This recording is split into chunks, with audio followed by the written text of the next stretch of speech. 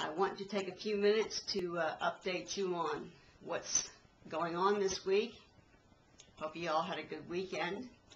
I think you'll notice I have posted the next Where's Waldo, and I'm pleased to see that some groups have already figured it out. So my word of warning is to keep working on it. Remember, one clue in there is I rode my bike, and also it was less than 10 to 20 miles from where I live. And I do believe I posted where I live somewhere on CE6. So good luck with that one. This week you're going to be working on your job application and your resume. This is your first formal writing assignment.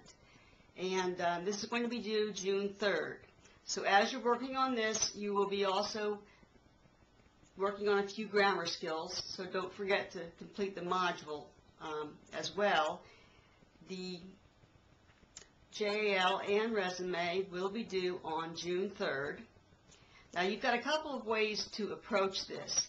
You need to find a job either on Monster.com or CareerBuilder.com or one of the online job sites or the news press and apply for it. Now, there's two ways to do this. You can find a job that you really want now and apply if you've had some experience and you've got some skills and things that you can offer.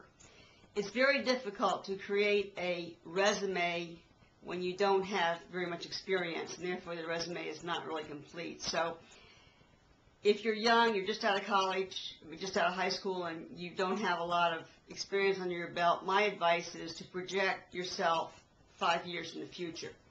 Pretend that you're applying for a job after you finished college. Therefore, make up your resume. That's okay. My point is to make sure that you know how to put the resume together, so it really doesn't matter if it's the stuff on it is already happened or will happen. So when you do your education, put down the colleges that you hope to graduate from, the degrees that you hope to get, the dates that you hope to have accomplished it, so you can project this out to, well, anywhere from 5 to 8 years in the future, depending on what you plan on doing with your education.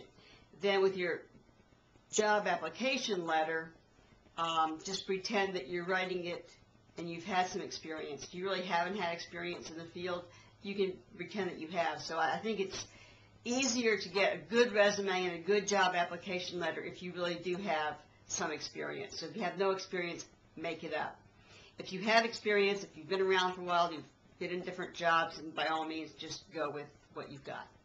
So don't stress too much over your qualifications. If you want to be a nurse, then find a nursing job and apply for it, pretending that you've finished your clinicals and you finished your degree and you maybe have had some experience, you know, as a CNA or something like that. So work on that.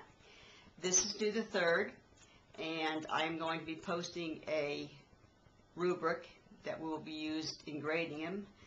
You will get a separate grade for each, and the average will be your grade for this assignment. And I also need to see the link,